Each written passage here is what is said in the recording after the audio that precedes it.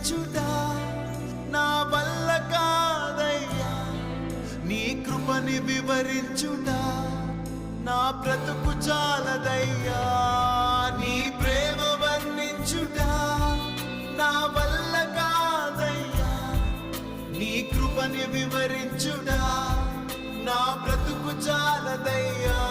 తండ్రి దేవా ఆనందమా నీ బడిలో